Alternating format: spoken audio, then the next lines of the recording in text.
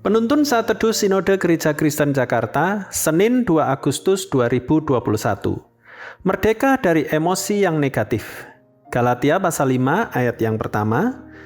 Supaya kita sungguh-sungguh merdeka, Kristus telah memerdekakan kita. Karena itu berdirilah teguh dan jangan mau lagi dikenakan kuk perhambaan. Kita tentu ingat bagaimana bangsa Israel keluar dari tanah perbudakan di Mesir, bukan? Kita tahu bahwa Allah berkehendak untuk membebaskan umatnya.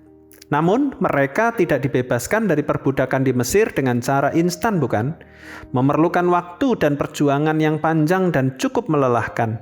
Firaun tidak ingin bangsa Israel yang diperbudaknya itu pergi begitu saja. Ada usaha berkali-kali dari Musa untuk mengadakan tawar-menawar dengan Firaun. Perlu 10 tulah dinyatakan sampai membuat Firaun bertekuk lutut. Ada perjuangan panjang sebelum bangsa Israel benar-benar bebas dari perbudakan dan masuk ke tanah yang Tuhan janjikan. Kehidupan rohani kita sama seperti pengalaman hidup orang Israel ketika keluar dari Mesir. Ketika kita percaya kepada Tuhan Yesus, hidup kita diubahkan. Meskipun keselamatan terjadi dengan seketika, dan suatu hari nanti ketika Yesus datang kedua kalinya, kita akan menerima janjinya untuk memperoleh hidup yang kekal, sebab dosa kita telah dihapuskannya. Namun di antara keduanya ada proses yang disebut penyucian atau sanctification. Secara posisi kita adalah orang-orang benar, orang-orang yang telah disucikan oleh darahnya. Tetapi kita juga selama di dunia mendiami daging ini harus mengalami penyucian secara terus-menerus. Istilah teologisnya progressive sanctification. Terbanyak adalah bagian dari emosi kita yang negatif. Kita harus bisa dengan pertolongan Roh Kudus menaklukkan kemarahan, kebencian, kekhawatiran, ketakutan, depresi, kecanduan, dan sebagainya yang memperbudak kita.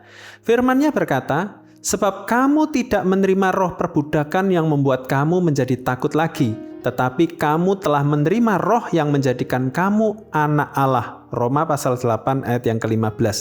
Di samping itu, Rasul Paulus mengingatkan, karena itu berdirilah teguh dan jangan mau lagi dikenakan kuk perhambaan. Kata berdirilah teguh sama dengan kata berjaga-jagalah dalam 1 Korintus pasal 16 ayat yang ke-13.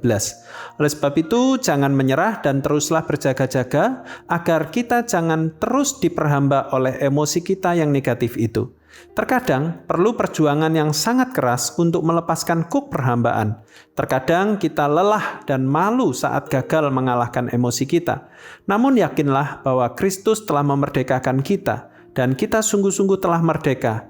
Bagian kita adalah tetap hidupi kemerdekaan itu. Jadi, jika kita sudah pada posisi menang, posisi benar, posisi dikuduskan atau disucikan, maka seharusnya kita jangan mau dikenakan kuk perhambaan lagi.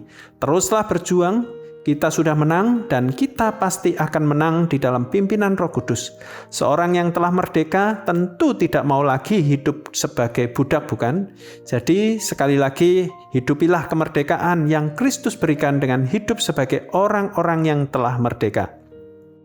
Dengan kita terus berjuang untuk menghidupi kemerdekaan yang Kristus berikan, maka itu adalah bukti nyata kemenangan dari Allah ada di dalam kita. Tuhan Yesus memberkati.